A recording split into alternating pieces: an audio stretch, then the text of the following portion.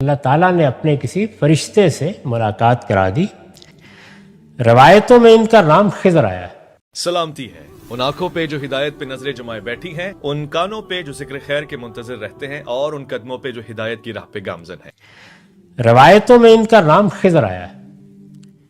मैंने लिखा है इनके जो काम आगे बयान हुए हैं उनसे मालूम होता है कि ये गालिबन मलाइका में से कोई हस्ती थे। यानी अल्लाह ताला ने अपने किसी फरिश्ते से मुलाकात करा दी जो इंसानी सूरत में मूसा अलैहिस्सलाम को मिले और अल्लाह ताला की तरफ से उसी नौइयत के कामों के लिए मामूर थे जो आगे मज़कूर हैं। इस दुनिया का जो नज़्म अल्लाह ताला ने कायम कर रखा है उसके बारे में हमें कुरान मजीद ने बता दिया है कि उस नज़्म में फरिश्तों को मुख्तलिफ़ ज़िम्मेदारियाँ दी जाती हैं और वो अपनी ज़िम्मेदारियाँ अंजाम देते हैं। अल्लाह ताला की जो हिकमतें कार फरमा हैं उनमें हमारे सामने तो ये मादी दुनिया है, इसमें इंसान का कालब तैयार हुआ है, वो इसी दुनिया को अपने हवास से गिरफ्त में ले सकता है। उसके हवास या ज़ाहिरी हैं या बातिनी हैं, उसका इल्म यहाँ से शुरू होता है, लेकिन इससे मावरा भी बहुत सी हकीकतें हैं।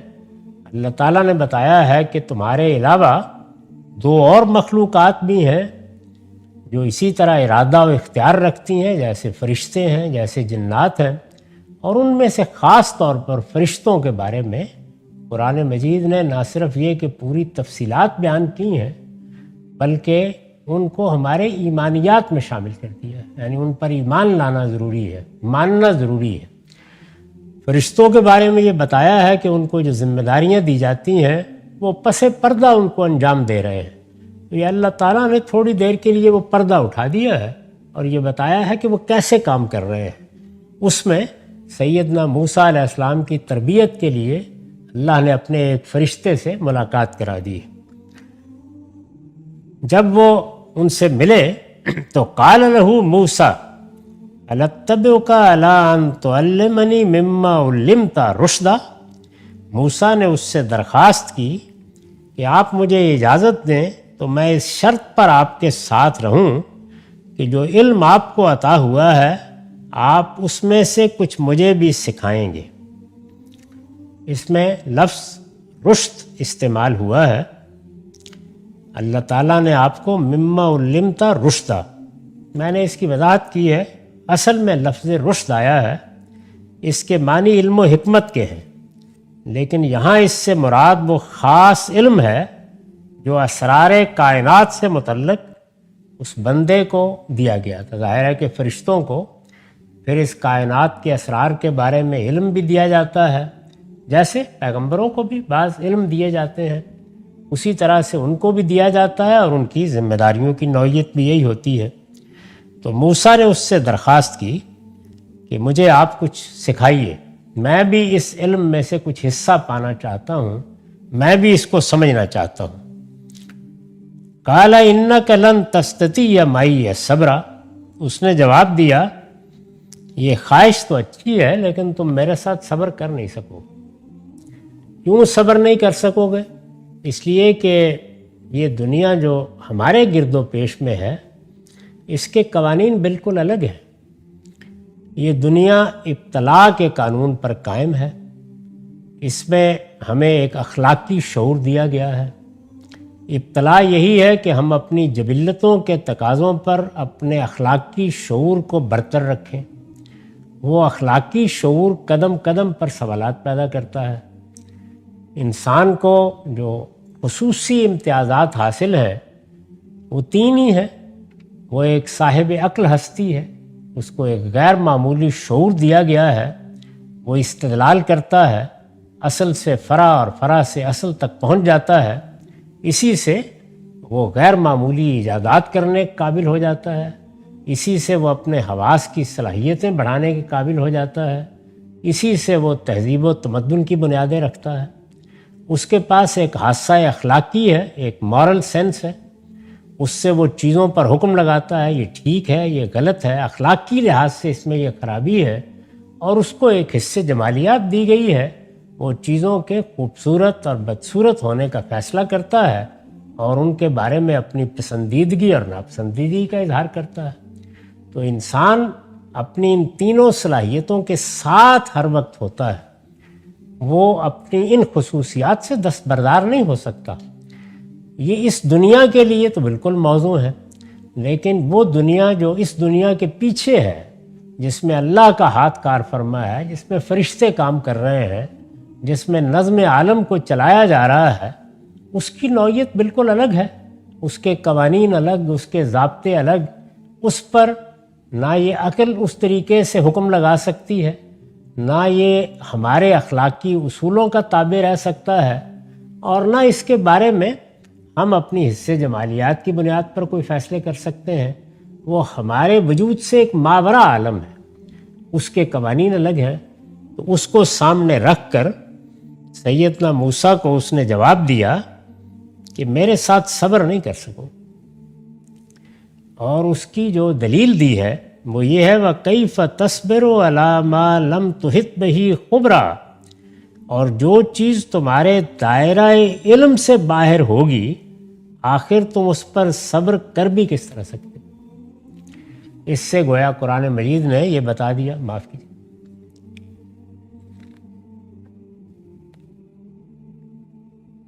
کہ انسان کا ایک دائرہ علم ہے۔ سب سے پہلے جس چیز کو متعین کرنا چاہیے وہ یہی ہے۔ اگر آپ فلسفے کی 2500-3000 سال کی تاریخ پر نگاہ ڈالیں، سائنس کی تاریخ پر نگاہ ڈالیں، تو سب سے بڑی غلطی یہی ہوتی ہے کہ انسان اپنے دائرہ علم کو طے نہیں کرتا۔ انسان کا دائرہ علم کیا ہے؟ اس کو سب سے بڑھ کر جو چیز دی گئی ہے جس سے اس کا علم سے تعلق پیدا ہوتا ہے وہ اس کے حواس ہیں۔ اس کے حواس ظاہری بھی ہیں، اس کے حواس باطنی بھی۔ اس کو جو سینسز دی گئی ہیں وہ جس طرح خارجی دنیا سے متعلق ہوتی ہیں، کسی چیز کو دیکھتی ہیں، کسی چیز کو سنتی ہیں، اسی طرح اس کے نفس کے اندر بھی دیکھتی ہیں، اس کے نفس کے اندر کے احوال سے بھی واقف ہوتی ہیں۔ میں اپنے درد کو محسوس کرتا ہوں، میں اپنے غم کا احساس رکھتا ہوں، میں اپنے جذبات کو دیکھ سکتا ہوں، دکھا نہیں سکتا کسی کو۔ اسی طرح باہر کی دنیا میں میرے حواس چیزوں کو دیکھتے ہیں۔ پھر میرے اندر ایک اضطراری علم ہے، یعنی علم حقیقی لحاظ سے میرے اندر رکھ دیا گیا ہے، وہ باہر کی دنیا سے متعلق ہوتا ہے تو چیزوں کو نام دیتا ہے، ان میں تمیز پیدا کرتا ہے، ان کو الگ الگ کر کے کیٹیگرائز کرتا ہے، اور جب کیٹیگرائز کر لیتا ہے تو پھر وہ ان کے لازمی عقلی نتائج بھی دیکھ لیتا ہے۔ اس سے انسان کا علم اپنا سفر کرتا رہتا ہے۔ تو انسان کا دائرہ علم یہ ہے، نہ وہ اس سے پیچھے رہ سکتا ہے، راضی نہیں ہوگا، نہ اس سے آگے جا سکتا ہے۔ اس سے پیچھے کے معاملات بھی اس کے علم سے ماوراں ہیں، اس سے آگے کے معاملات بھی اس کے علم سے ماوراں ہیں۔ تو اس کے علم میں جو چیز نہیں، جس کا وہ احاطہ نہیں کر سکتا، اس پر وہ کہتے ہیں کہ صبر بھی کیسے کر سکتا؟ سوال کرے گا، یعنی اسے خاموش نہیں رکھا جا سکتا۔ جب اس دائرہ علم سے کوئی بات باہر ہوگی، اس کے سامنے آئے گی، تو وہ آسانی سے اس کو قبول نہیں کرے گا۔ انہوں نے یہ بتایا کہ تم انسان ہو، انسان کی حیثیت سے تمہارا دائرہ یہ ہے۔ اس سے خود یہ بات واضح ہو گئی کہ جہاں تک ان کا تعلق ہے وہ ایک دوسری دنیا کی شخصیت ہے۔ تو اللہ کے اس فرشتے نے یہ باخبر کر دیا انہیں کہ جو چیزیں انسان کی حیثیت سے تمہارے دائرہ علم سے باہر ہیں ان پر تم صبر نہیں کر پاؤ گے۔ یہ سوچ لو اگر میرے ساتھ کچھ چلنا ہے تو یہ امتحان درپیش ہو جائے گا۔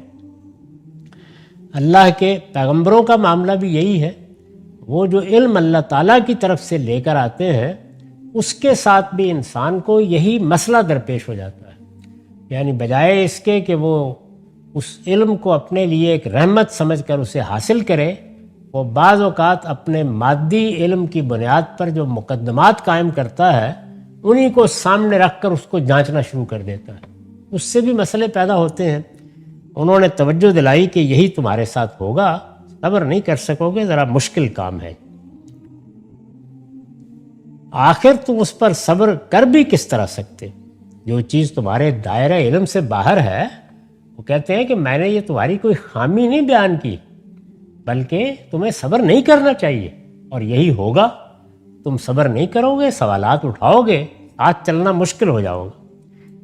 قال ستجدنی انشاء اللہ صابرا ولا عاصی لک امرا. موسیٰ نے کہا انشاءاللہ آپ مجھے صابر پائیں گے. انہوں نے وعدہ کر لیا کہ میں آپ کی اس شرط کو پورا کرنے کی صحیح کروں گا اگر اللہ نے مجھے اس کی توفیق دی, اور میں کسی معاملے میں آپ کی نافرمانی نہ کروں گا. یعنی جو آپ کہیں گے وہ میں مانوں گا, لیکن آپ مجھے کچھ حجاب اٹھا کے اپنے علم سے بہرہ یاب کریں. میں یہ علم سیکھنا چاہتا ہوں, میں جاننا چاہتا ہوں. میں عرض کر چکا ہوں قرآن نے یہاں یہ واقعہ جس سیاق میں سنایا ہے اس میں یہ تعلیم دی جا رہی ہے کہ دنیا میں جو کچھ پیش آتا ہے اس کے پیچھے کیا حکمتیں ہو سکتی ہیں. کیونکہ دنیا کے معاملات میں خواہ وہ دین کی دعوت کا معاملہ ہو, خواہ وہ ہمارے سیاسی معاشی معاملات ہوں, صبر ناگزیر ہے. اور صبر کے لیے یہ ناگزیر ہے کہ ہم اللہ کی حکمتوں پر اطمینان رکھیں.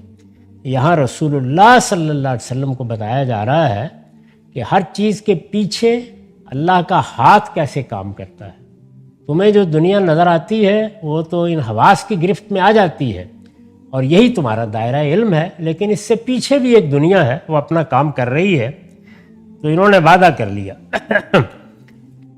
قال, اب خدا کے اس بندے نے کہا فَإِنِ اتَّبَعْتَنِي فَلَا تَسْأَلْنِي عَنْ شَيْءٍ حَتَّىٰ أُحْدِثَ لَكَ مِنْهُ ذِكْرًا.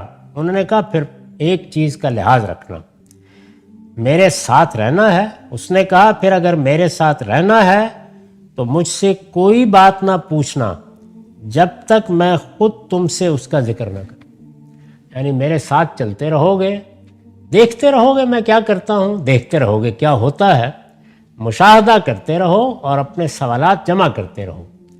میں خود موقع دوں گا تمہیں, ایک وقت آئے گا میں یہ پوچھوں گا کہ تم کیا جاننا چاہتے ہو تو میں وضاحت کروں گا ہر چیز کی, لیکن اس سے پہلے تم کوئی سوال نہیں کرو گے. یہ وعدے وعید ہو گئے. فانطلقا, تو بالآخر دونوں چل پڑے. یعنی اللہ کا وہ بندہ بھی اور موسیٰ علیہ السلام بھی دونوں چل پڑے.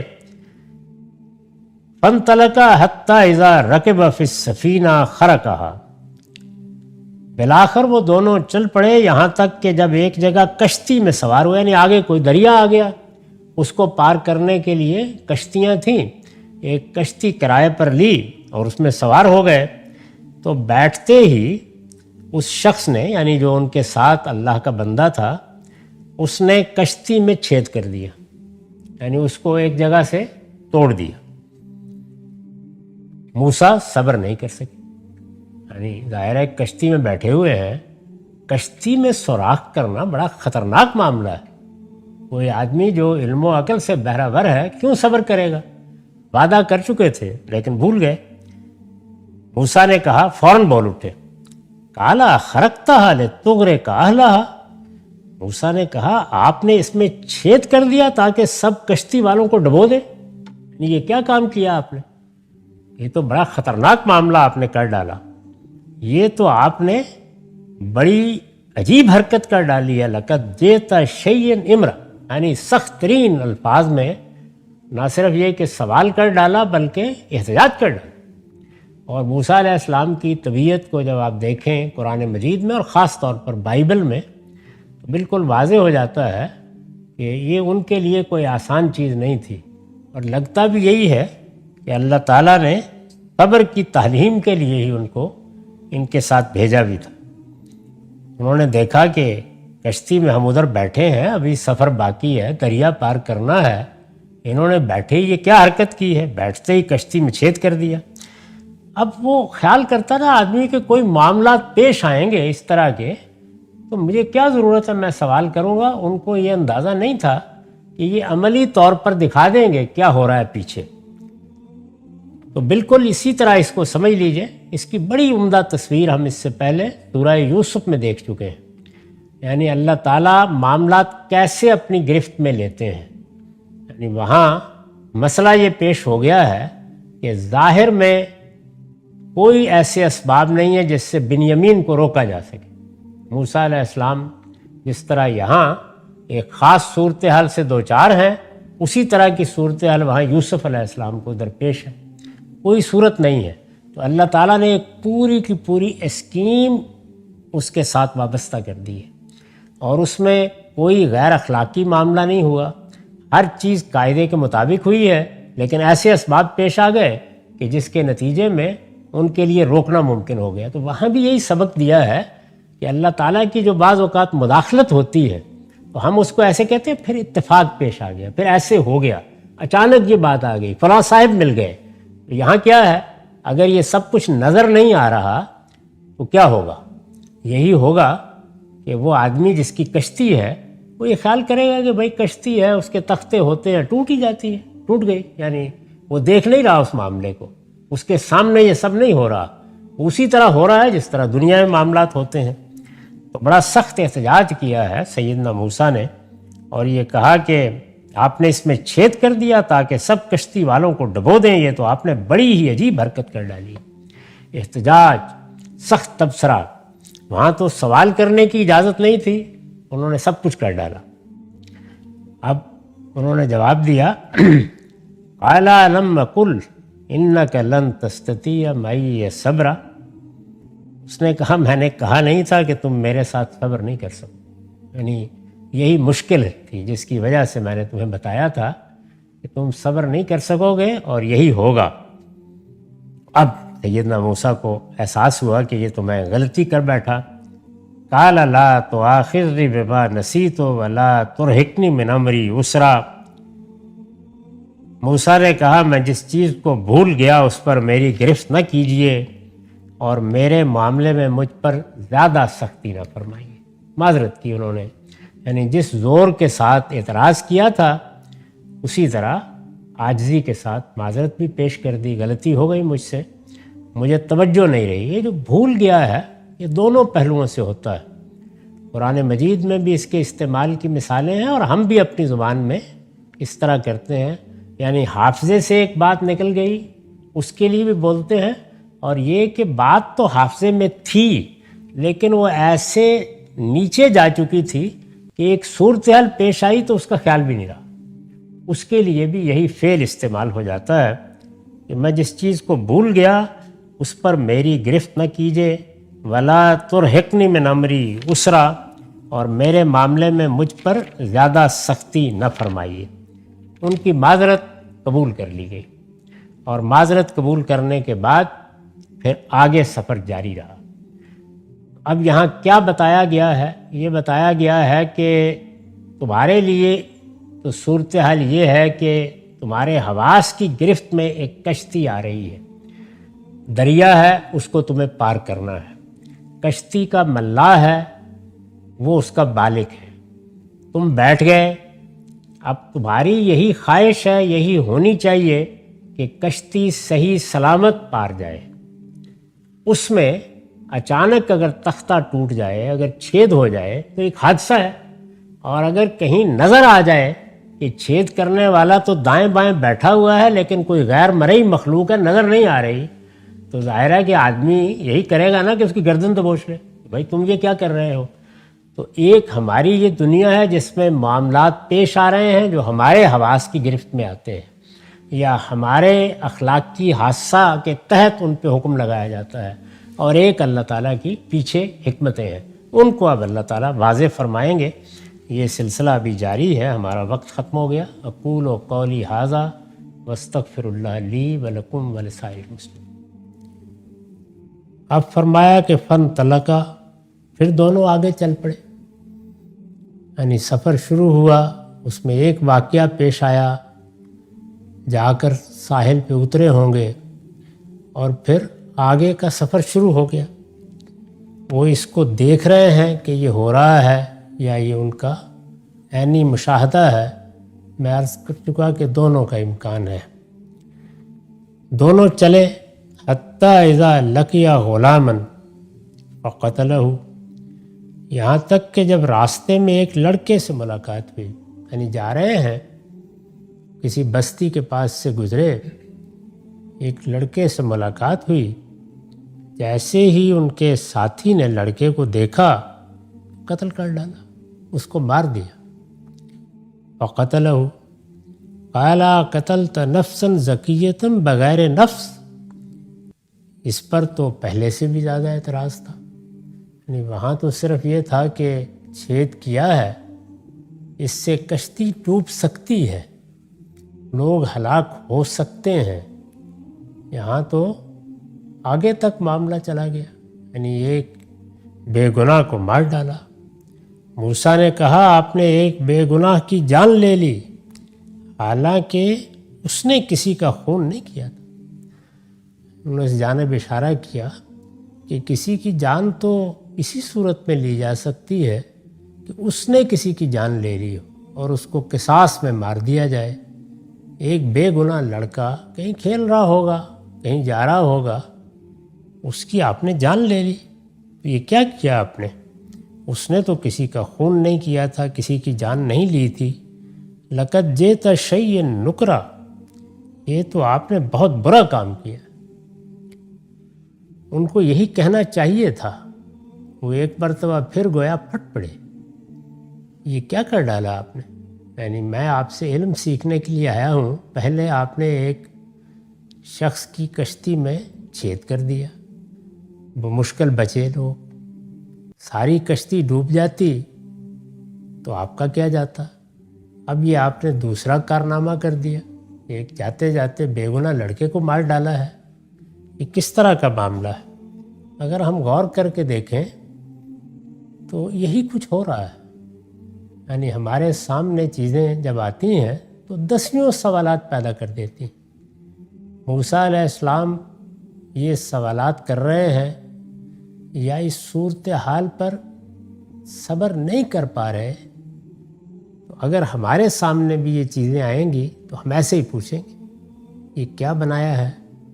آخر یہ جانور بیچارے اسی لیے بنا دیے کہ ان کو دوسرے جانور پھاڑ کھائیں، اس لیے بنا دیجیے کہ ہم ان کو لاکھوں کی تعداد میں ذبح کریں اور ان سے گوشت حاصل کر لیں. یہ بچوں کو تکلیفیں آ رہی ہیں. جتنے اس طرح کے معاملات ہیں جن میں بظاہر ایک چیز شر محسوس ہوتی، اس کو دیکھنے کے بعد انسان کے ذہن میں یہی سوالات ہونے چاہیے.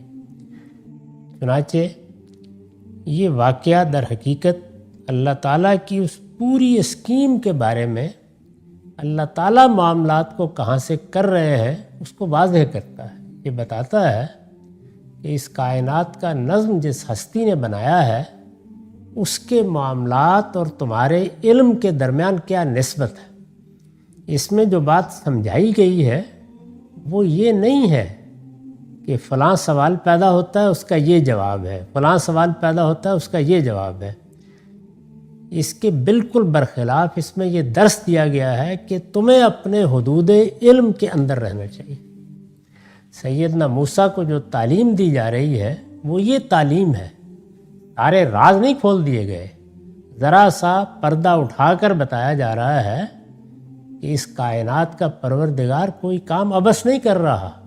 اس نے ہر چیز کو بالحق بنایا ہے. اس کائنات میں کیا کیا چیزیں کیسے کار فرما ہیں اس کو اس پروردگار نے ایک اسکیم میں ڈھال دیا ہے. وہ اسکیم اپنی بے پناہ حکمتیں رکھتی ہے. اس میں علت و معلول کے رشتے، حکمت اور مقصد کے رشتے تہ در تہ ہیں.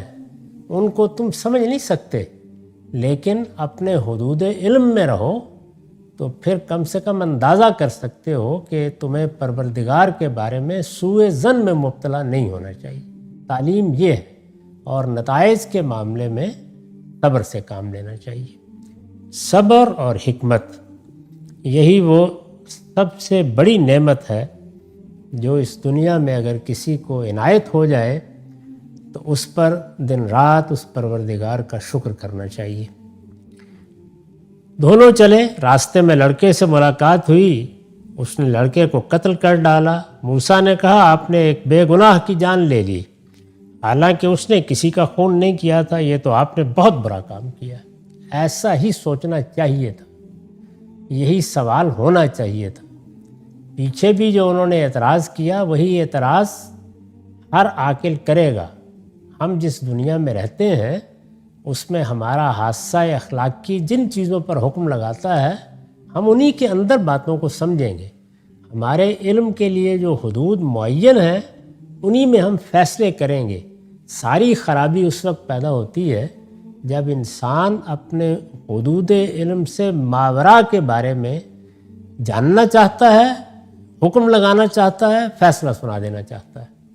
وہ اگر اپنے حدود علم میں رہ کر چیزوں پر غور کرے تو وہ بھی ایک پوری دنیا ہے۔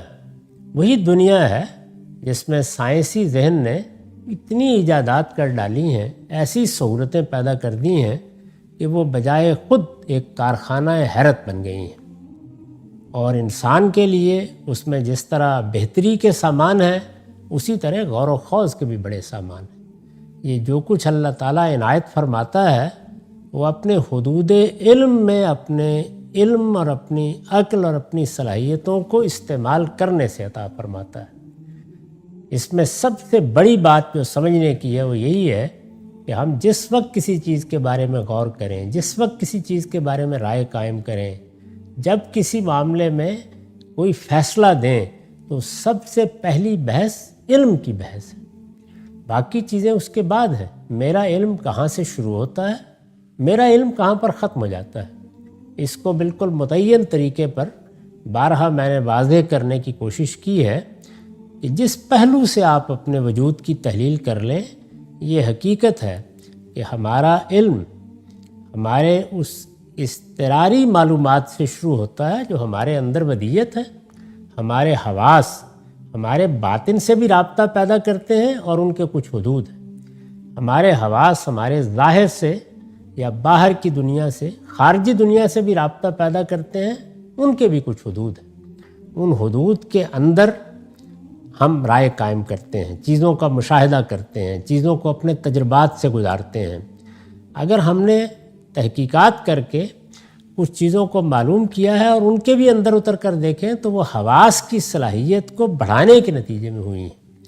جب آپ ان اپنی ذرائع سے کام لے کے معلومات جمع کر لیتے ہیں تو پھر ہمیں عقل دی گئی ہے، وہ کچھ عقلی سوالات بھی پیدا کرتی ہے اور کچھ عقلی نتائج بھی ہمارے سامنے رکھ دیتی ہے۔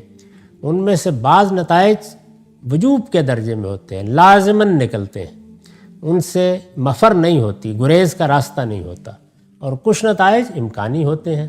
امکانی نتائج ہمیں توجہ دلاتے ہیں کہ یہ بھی ممکن ہے، یہ بھی ممکن ہے، یہ بھی ممکن ہے۔ انہیں ہم اسی حیثیت سے پیش کریں اور پھر ان پر تحقیق کریں، یہاں تک کہ کوئی چیز ہمارے تجربے اور مشاہدے میں اس طرح آ جائے کہ اس کے بارے میں بھی ہم کوئی حتمی رائے دے سکیں۔ تو ہمارے علم کا اصل میں یہی طریقہ ہے، وہ ایسے ہی کام کرتا ہے اور اس کے نتیجے میں ایک دنیا پیدا کر لیتا ہے۔ اس سے جب ہم آگے بڑھتے ہیں تو آگے بڑھنے میں کیا ہوتا ہے، امکانی چیزوں کے بارے میں ہم پھر اپنے تخیل کو کار فرما کرتے ہیں اور بجائے اس کے کہ ان کو امکانات کی صورت میں پیش کریں، حقائق کی صورت میں پیش کرنا شروع کر دیتے ہیں۔ یہ ایک نوعیت کا تجاوز ہے جو ما بعد طبیعیات کی بحثوں میں ہوا، فلسفیوں نے کیا، صوفیہ نے بھی کیا۔ دوسرا یہ ہے کہ اس سے پیچھے جا کر حواس کی اپنی دنیا کو بھی چیلنج کرنا شروع کر دیتے ہیں۔ کیا فی الواقع جو کچھ ہم دیکھ رہے ہیں، جو کچھ ہم سن رہے ہیں، وہ حقیقی ہے، حقیقی ہے یا غیر حقیقی ہے؟ ہمارا علم وہاں سے شروع ہوتا ہے، اس کے پیچھے جانے کے ہمارے پاس کوئی ذرائع نہیں ہے۔ چنانچہ نوبت وہاں تک پہنچ جاتی ہے کہ پھر اپنا وجود بھی تشکیک کا ہدف بن جاتا ہے اور آدمی یہاں کھڑا ہو جاتا ہے کہ میں سوچتا ہوں اس لیے میں ہوں۔ اس سے آگے جانا ہی ممکن نہیں رہتا۔ تو اللہ تعالیٰ نے جو تعلیم ہمیں دی ہے وہ یہ ہے کہ ہم اپنے علم میں اپنے حواس پر اعتماد کرنا سیکھیں۔ یہ دنیا اللہ تعالیٰ نے بنائی ہے، اس میں اس نے جو ذرائع علم ہمیں دیے ہیں ان پر اعتماد کریں گے تو اس سے کچھ بات آگے بڑھے گی۔ وہ اعتماد اسی درجے کا ہونا چاہیے جس حد تک ان حواس سے ہماری مناسبت ہے۔ ہمارے اندر کا اضطراری علم معلومات سے تعلق پیدا کرتا ہے اور علم کا پروسیس شروع ہو جاتا ہے۔ میں نے عرض کر دیا کہ اس کے لازمی نتائج کیا ہیں، وہ کہاں تک پہنچاتا ہے۔ سیدنا موسیٰ علیہ السلام اس دائرے میں کھڑے ہو کر سوال کر رہے ہیں، اس دائرے میں کھڑے ہو کے اعتراض کر رہے ہیں اور ان کو اعتراض کرنا چاہیے۔ تو یہاں پر بھی انہوں نے بالکل صحیح اعتراض کیا ہے کہ جب یہ بات اخلاقی لحاظ سے طے ہے کہ انسان کی جان کو حرمت حاصل، کسی انسان کی جان بغیر وجہ کے نہیں لی جا سکتی۔ اللہ تعالیٰ نے بھی اگر اپنی کتابوں میں جان لینے کا حق دیا ہے یا اپنی شریعت میں جان لینے کا حق دیا ہے تو اس کے حدود بالکل متعین کر دیے ہیں۔ چنانچہ سیدنا موسیٰ کی قومی کے حوالے سے قرآن میں نقل ہوا ہے کہ ہم نے ان کو یہ بتا دیا تھا کہ کسی انسان کی جان نہیں لی جا سکتی الا یہ کہ وہ کسی کی جان لے لے اور یا وہ لوگوں کی جان مال اور آبرو کے درپے ہو جائے، فساد پیدا کر۔ یہ دو ہی صورتیں ہیں جس میں کسی کی جان لی جا سکتی ہے۔ انہوں نے جب ایک راہ چلتے لڑکے کی جان لے لی تو کوئی وجہ نہیں تھی، نہ اس لڑکے نے کسی کو قتل کیا تھا، نہ اس نے کوئی فساد برپا کیا تھا، نہ وہ لوگوں کی جان مال آبرو کے درپے ہوا تھا، پھر جان کیوں لے لی؟ ظاہر ہے اسی سوال کو ذرا پیچھے لے جائیے۔ اللہ تعالیٰ نے ہمیں ایک بچہ دیا ہے، کھیل رہا تھا ہمارے ساتھ، بڑی محبت کا تعلق تھا، اٹھا لیا، کیوں اٹھا لیا؟ یعنی یہاں تو یہ ہے نا کہ ان کے ساتھ ایک شخص ہے جس نے قتل کر دیا ہے تو وہ اعتراض کر رہے ہیں، لیکن یہ قتل تو اگر غور کر کے دیکھیں تو روز ہو رہا ہے۔ مصیبتیں آتی ہیں، ہم ان کے علت و معلول کے رشتے نہیں قائم کر پاتے، تکلیفیں آسمان سے اترتی ہیں، ان کی وجہ نہیں متعین کر پاتے۔ یعنی ظاہر میں جو احوال ہیں ان کی بنیاد پر اخلاقی سوالات پیدا ہوتے ہیں، اسی کو پرابلم آف ایول سے تعبیر کیا جاتا ہے۔ یعنی شر ہے، اس کے علل معلوم نہیں ہوتے، وجہ کیا ہے اس کی۔ تو یہاں پردہ اٹھا کے بتایا جا رہا ہے کہ اس کے پیچھے ایک علیم و حکیم ہستی کی اسکیم کار فرما ہے۔ اس اسکیم کو پورا سمجھ لینا یہ کسی کے بس میں نہیں ہے، البتہ کچھ حجاب اٹھا کے بتایا جا سکتا ہے کہ کیا کیا چیزیں پیش نظر ہو سکتی ہیں۔ یعنی گویا یوں سمجھیے کہ دیگ کا ایک دانہ ہے جو چکھنے کے لیے دے دیا اور پھر کہا کہ اس پر اب قیاس کر لو۔ کیوں؟ اس لیے کہ انسان کا معاملہ یا اس کے علم کا معاملہ یہی ہے، اس کو جب ایک چیز سمجھ میں آ جاتی ہے تو پھر اس کو عقلی استنتاج کے ذریعے سے وہ ایک کلیے میں تبدیل کر دیتا ہے۔ یہ بتانے اور سمجھانے کے لیے یہ سفر ہو رہا ہے۔ تو انہوں نے سخت اعتراض کیا اور یہ کہا کہ آپ نے ایک بے گناہ کی جان لے لی، حالانکہ اس نے کسی کا خون نہیں کیا تھا، یہ آپ نے بہت برا کام کیا ہے۔ قال الم اقل لک انک لن تستطیع معی صبرا، اس نے کہا میں نے تم سے کہا نہیں تھا کہ تم میرے ساتھ صبر نہیں کر سکو۔ یعنی وہی یہ دیکھیے وہ جملہ بار بار دہرا رہے ہیں، میرے ساتھ صبر نہیں کر سکو گے، اس لیے کہ میں جس دنیا میں کام کر رہا ہوں وہ دنیا تمہارے علم کی گرفت میں آ نہیں سکتی۔ اس میں کیا چیز کس طرح ہو رہی ہے، کس قاعدے پر ہو رہی ہے، وہ تمہارے سمجھنے کے دائرے سے باہر ہے، تو تم صبر نہیں کر سکو گے۔ یہ محض کوئی زجر کا جملہ نہیں ہے، یعنی تنبیہ نہیں کی جا رہی، وہ ایک حقیقت واقعہ بتا رہے ہیں کہ یہ آسان کام نہیں ہے۔ اسی لیے میں نے تمہیں کہا تھا کہ اعتماد کرو، جب اللہ نے تم سے کہا ہے کہ میرے پاس جا کر کچھ علم تمہیں حاصل ہوگا تو اس علم کے لیے صبر ناگزیر ہے۔ اس نے کہا میں نے تم سے کہا نہیں تھا کہ تم میرے ساتھ صبر نہیں کر سکو گے۔ قال ان سألتک عن شیء بعدہ فلا تصاحبنی، موسیٰ علیہ السلام کو تنبیہ ہوئی، وہ یہ بات سمجھ گئے کہ میرا معاملہ یہی ہے اور میں صبر نہیں کر پا رہا تو اس کے بھی وجوہ ہیں، اور یہ کہہ رہے ہیں تو اس کے بھی وجوہ ہیں۔ انہوں نے کہا ٹھیک ہے۔ موسیٰ نے کہا اس کے بعد اگر میں آپ سے کچھ پوچھوں تو آپ مجھے ساتھ نہ رکھیں، یعنی جتنا علم مجھے چاہیے وہ حاصل ہو گیا ہے، اب اگر تھوڑا سا چلنے کا اور موقع دیں تو میں کوشش کروں گا کہ صبر ہی کروں، تاہم اگر نہ کر سکوں تو پھر یہ ساتھ بھی ختم ہو جائے گا۔ قال ان سألتک عن شیء بعدہ فلا تصاحبنی قد بلغت من لدنی عذرا، اس کے بعد میں اگر آپ سے کچھ پوچھوں تو آپ مجھے ساتھ نہ رکھیں، آپ میری طرف سے حد عذر کو پہنچ گئے۔ یعنی اب آپ کو حق حاصل ہے کہ آپ اس سفر میں مصاحبت کا خاتمہ کرتے ہیں۔ جتنا کچھ آپ نے مجھے بتانا تھا بتا دیا، جو مجھے سیکھنا تھا وہ میں نے سیکھ لیا۔ اب اس سفر میں اگر میں مزید صبر نہیں کرتا تو یہ ٹھیک ہے، آپ کا عذر بھی ٹھیک ہے اور مجھے بھی اب الگ ہو جانا چاہیے۔ یہ وعدہ انہوں نے کر لیا اور یہ بات بھی کہہ دی۔ آپ میری طرف سے حد عذر کو پہنچ گئے، قد بلغت من لدنی عذرا، یعنی اب آپ سے کوئی گلہ نہیں ہوگا، اب آپ سے کوئی شکایت نہیں ہوگی، معاملات واضح ہو گئے۔ یہ اس وضوح کا بیان ہے جو اس سارے عمل سے ان کو حاصل ہو گیا۔ باقی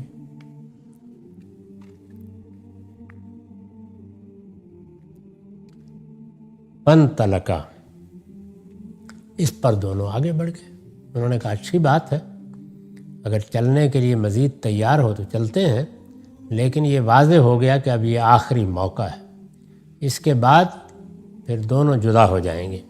فانطلقا، اس پر دونوں آگے بڑھے، حتیٰ اذا اتیا اہل قریۃ استطعما اہلہا فابوا ان یضیفوہما فوجدا فیہا جدارا یرید ان ینقض فاقاما۔ آگے ایک اور واقعہ پیش آ گیا۔ اس پر دونوں آگے بڑھے یہاں تک کہ جب ایک بستی والوں کے پاس پہنچے تو وہاں کے لوگوں سے کھانا کھلانے کو کہا۔ یہ عام روایت تھی، لوگ سفر کرتے تھے، راستے میں اس طرح کا سامان سفر نہیں ہوتا تھا کہ یہاں اس ہوٹل میں ٹھہر جائیں گے اور یہاں سے کھانا خرید کے کھا لیں گے۔ اس زمانے کی روایت یہی تھی کہ مسافر آئے ہیں تو بستی کے لوگ ان کے لیے کھانے کا اہتمام کر دیتے تھے، یعنی ایک جگہ سے دوسری بستی میں گئے، دوسری سے تیسری بستی میں گئے، اسی طرح لوگ سفر کرتے تھے۔ کچھ زیادہ سفر ساتھ لے لیا ہے وہ کام آ جائے گا، ورنہ یہ ہے کہ جس بستی میں اترے ہیں وہاں مسجد میں جا کر لیٹ گئے یا کسی اور جگہ پر پہنچ گئے۔ اس زمانے میں دیہاتوں کے باہر دائرے بنے ہوتے تھے، وہاں جا کے بیٹھ گئے، چوپال بنی ہوتی تھی۔ لوگ عام طور پر دیکھ لیتے تھے کہ شام کا وقت ہے، کھانے کا وقت ہو رہا ہے، مسافر ہے، رات گزارے گا، تو وہ کھانے کے لیے پیش کر دیتے تھے۔ یہ بستی میں گئے اور وہاں لوگوں سے انہوں نے درخواست کی کہ ہم مسافر ہیں، اگر آپ ہمیں کھانا دے سکیں، مگر انہوں نے میزبانی سے انکار کر دیا۔ ایسے ہی کوئی لئیم لوگ تھے، ورنہ عام طور پر ایسا ہوتا نہیں۔ میں عرض کر چکا ہوں کہ اس کو واقعے کے لحاظ سے دیکھیے تب بھی ایک تاثر پیدا ہوتا ہے، اور رویا کے لحاظ سے دیکھیے تو بس معاملات اس طریقے سے پیش آ رہے ہیں۔ اس پر دونوں آگے بڑھے یہاں تک کہ جب ایک بستی والوں کے پاس پہنچے تو وہاں کے لوگوں سے کھانا کھلانے کو کہا، مگر انہوں نے ان کی میزبانی سے انکار کر دیا۔ فَأَبَوْا أَن يُضَيِّفُوهُمَا، اب بستی میں یہ استقبال ہوا، یہ سلوک ہوا، بستی سے نکل رہے ہیں۔ فَوَجَدَ فِيهَا جِدَارًا، پھر انہوں نے وہاں ایک دیوار دیکھی، یعنی بستی والوں نے تو یہ سلوک کیا، لیکن اسی بستی میں ایک دیوار دیکھی، یرید ان ینقض، جو گرا چاہتی تھی، یعنی یہ معلوم ہو رہا تھا کہ دیوار اب اس وقت گری یا کل گری، یہ صورتحال تھی، گرنے والی دیوار دیکھی۔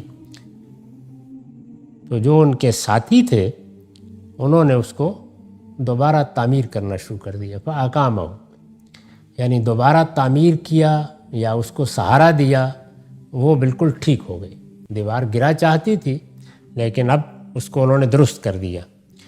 قَالَ لَوْ شِئْتَ لَاتَّخَذْتَ عَلَيْهِ أَجْرًا، موسیٰ نے کہا کہ آپ اسی پر بات کر لیتے بستی والوں سے، یعنی ادھر صورتحال یہ ہے کہ کھانے کو کچھ نہیں مل رہا، بھوکے پیاسے آگے سفر جاری رکھے ہوئے ہیں، آپ کو انہوں نے کھانا بھی نہیں دیا۔ چلیے آپ دیوار کو اگر ٹھیک کرنا چاہتے تھے تو بستی والوں سے کہتے کہ تم ہمیں مہمان کے طور پر کھانا نہیں دے رہے تو ہم تمہاری یہ دیوار درست کر دیتے ہیں، اس کے اجر میں کھانا دے دو، تو یہ کوئی معقول بات ہوتی۔ ادھر ہمارا حال برا ہو رہا ہے اور آپ نے یہ کیا کیا، دیوار دیکھی جو گرا چاہتی تھی تو اس نے وہ دیوار کھڑی کر دی۔ موسیٰ نے کہا اگر آپ چاہتے تو اس پر مزدوری لے سکتے تھے، یعنی ایسی لئیم بستی ویسے ہی میزبانی کے لیے تیار نہیں ہوئے، آپ کو نیکی کرنے کی سوچ رہی ہے، نیکی کرنے کے بھی کوئی موقع ہوتے ہیں، اس وقت تو ہماری بھوک کے لیے کچھ ہونا چاہیے تھا، وہ اگر میزبانی کرنے کے لیے تیار نہیں تھے تو آپ مزدوری لے لیتے، اگر آپ چاہتے تو اس پر مزدوری لے سکتے تھے۔ اس پر میں نے لکھا ہے مطلب یہ ہے کہ بستی کے لوگ تو ایسے لئیم تھے کہ انہوں نے ہماری درخواست پر ہمیں کھانا کھلانے سے انکار کر دیا، لیکن آپ نے اس کے باوجود ان کی دیوار درست کر دی۔ ان کمینوں کے لیے آپ نے یہ محنت بے مزد کیوں برداشت کی ہے؟ یعنی بغیر کسی معاوضے کے یہ کیا کیا آپ نے؟ یہ لوگ اس کے مستحق نہیں تھے، آپ اس پر کچھ مزدوری لے سکتے تھے جس سے ہم کھانا ہی خرید لیتے۔ یعنی اگر یہ میزبانی کے لیے تیار نہیں تھے، مہمانوں کو مہمان سمجھنے کے لیے تیار نہیں تھے، تو پیسے دے کر ہم ان سے کھانا لے لیتے، لیکن یہ آپ نے کیا کیا؟ اب جب انہوں نے یہ اعتراض کیا تو قال ھذا فراق بینی و بینک، انہوں نے کہا کہ بس پھر میرے اور تمہارے درمیان جدائی کا وقت بھی آ گیا۔ اس آخری چیز کو بھی دیکھیے تو اس کا بھی ایک بڑا خاص اور لطیف پہلو ہے، اور وہ یہ کہ نیکی برابر نہیں ہوتی۔ یعنی جیسے پیچھے جو باتیں ہم نے دیکھی ان میں یہ ہے کہ ایک شر پہنچ جاتا ہے، ایک غریب کی کشتی ٹوٹ گئی ہے، ایک آدمی کا نوجوان لڑکا رخصت ہو گیا ہے، یہ وہ چیزیں ہیں جو ایک علم کے طور پر آتی ہیں زندگی میں، سوال پیدا کر جاتی ہیں۔ اسی طرح نیکی بھی بعض اوقات برابر نہیں ہوتی، یعنی نیکی ہو رہی ہوتی ہے۔ ہم یہ دیکھتے ہیں کہ وہ لوگ کہ جو لئیم ہیں، کمینگی پر اترے ہوئے ہیں، نہ اللہ تعالیٰ کے حدود کی پاسداری کرتے ہیں، نہ اخلاقی حدود کا خیال رکھتے ہیں، لیکن عنایتیں ہوتی چلی جاتی ہیں، یعنی ان کی دیواریں درست ہوتی چلی جاتی ہیں۔ تو یہ تصویر ہے جو اس دنیا میں روز سامنے آتی ہے، وہاں یہ اس صورت میں سامنے آئی کہ انہوں نے اس کی دیوار ٹھیک کر دی۔ اب فرمایا کہ ھذا فراق بینی و بینک، یہ اب ہمارے لیے فراق کا موقع ہے، اب ہمیں جدا ہو جانا چاہیے، لیکن جدا ہونے سے پہلے سأنبئک بتاویل ما لم تستطع علیہ صبرا، اب میں تمہیں ان باتوں کی حقیقت بتاتا ہوں جن پر تم صبر نہیں کر سکے۔ پہلے انہوں نے کسی چیز کا جواب نہیں دیا تھا، واقعات پیش آتے رہے اور تینوں پے در پے پیش آ گئے، اور میں نے عرض کیا کہ تینوں ہماری دنیاوی زندگی میں جو سوالات پیدا ہوتے ہیں ان کے ایک لحاظ سے نمائندہ واقعات ہیں۔ یعنی شر پیدا ہوتا ہے، علت سمجھ میں نہیں آتی، خیر پہنچتا ہے اور ان کو پہنچتا ہے جو اس کے مستحق نہیں ہوتے، علت سمجھ میں نہیں آتی۔ یہی اس دنیا کی پوری زندگی کی تصویر ہے۔ اس تصویر کو سامنے رکھ کر وہ سوال کرتے چلے جا رہے ہیں، اعتراضات کرتے چلے جا رہے ہیں، اور انہوں نے کوئی جواب نہیں دیا، لیکن اب جب الگ ہو رہے ہیں، اور اسی لیے بھیجا بھی کیا تھا، انہوں نے فرمایا کہ اب میں ان باتوں کی حقیقت بتاؤں گا۔ میں نے اس پر وضاحت کی ہے کہ اس سے واضح ہے کہ جدائی کا فیصلہ صرف اس لیے نہیں ہوا کہ حضرت موسیٰ پر حجت تمام ہو گئی، بلکہ جس مقصد کے لیے یہ سفر کیا گیا تھا وہ مقصد بھی حاصل ہو۔ اللہ تعالیٰ نے جس اسکیم کے تحت یہ سفر کرایا تھا وہ پوری ہو گئی۔ یہ معلوم ہو گیا کہ اتنا ہی علم کافی ہے۔ اس سے بھی یہ معلوم ہوا کہ اس دنیا میں ہم سے جو تقاضا کیا گیا ہے، یعنی اللہ تعالیٰ کے علم پر ایمان کا تقاضا، اللہ تعالیٰ کی حکمت پر ایمان کا تقاضا، اللہ تعالیٰ کے فیصلوں پر اعتماد کا تقاضا، اللہ تعالیٰ جو نتائج نکالتا ہے ان پر بھروسہ کرنے کا تقاضا، یہ جتنے تقاضے ہم سے کیے گئے ہیں، جو ہمارے دین نے کیے ہیں، جن پر اللہ کی اسکیم قائم ہے، وہ سب کے سب تقاضے جس جس درجے میں پیدا ہوتے ہیں اس کو اس سے سمجھا جا سکتا ہے۔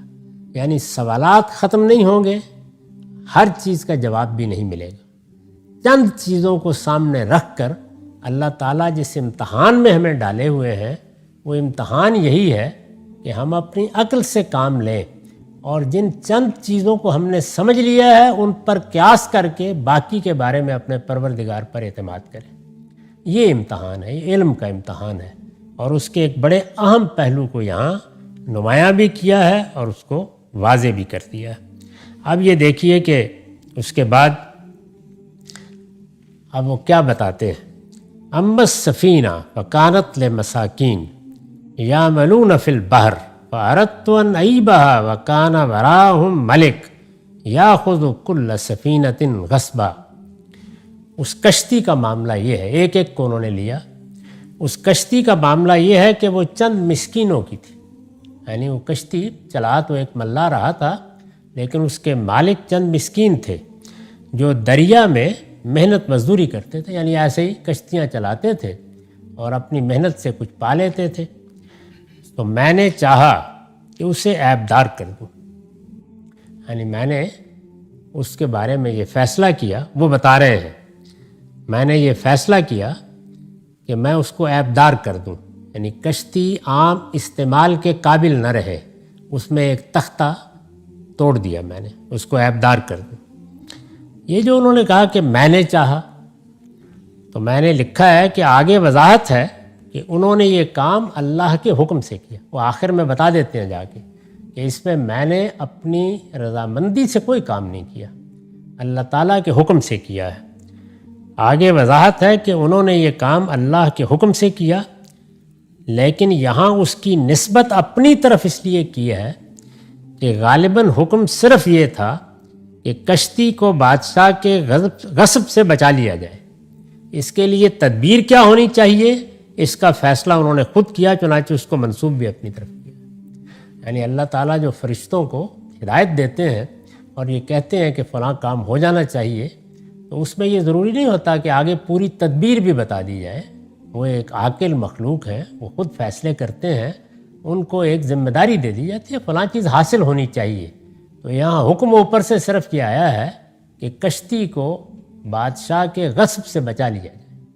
یہ کشتی ان مسکینوں کے پاس ہی رہنی چاہیے، ان کی چونکہ روزمرہ کی زندگی کا اس پر انحصار ہے، یہ بادشاہ کے پاس چلی گئی تو معلوم نہیں کب واپس آئے گی، اس میں یہ بیچارے بھوکوں مر جائیں گے، اس لیے آپ اس کشتی کو بچائیے۔ تو وہ کہتے ہیں کہ میں نے اس کے لیے یہ تدبیر کی کہ اس کو توڑ دیا، اب یہ جائے گا وہاں پر، کشتی پکڑنے والے آئیں گے، وہ دیکھیں گے، وہ ظاہر ہے کہ وہی کشتیاں لیں گے جو کام کرنے کے قابل ہوں گی اور اس کو چھوڑ جائیں گے۔ تو یہ میں نے ایک تدبیر اختیار کی ہے، اس کے پیچھے یہ حکمت تھی۔ یہ انہوں نے پہلی چیز کے بارے میں بتا دیا۔ دوسری دو کے بارے میں بھی آگے انہوں نے وضاحت کی ہے، اور پھر اس میں بعض دوسرے حقائق سے بھی پردہ اٹھایا ہے، جس میں سے ایک ایک چیز سمجھنے کی بھی ہے، اور وہ علم کے جس امتحان میں ہمیں ڈالا گیا ہے اس میں کامیابی کے لیے ہماری ضرورت بھی ہے۔ لیکن وقت ختم ہو گیا۔ اقول قولی ھذا واستغفر اللہ لی ولکم ولسائر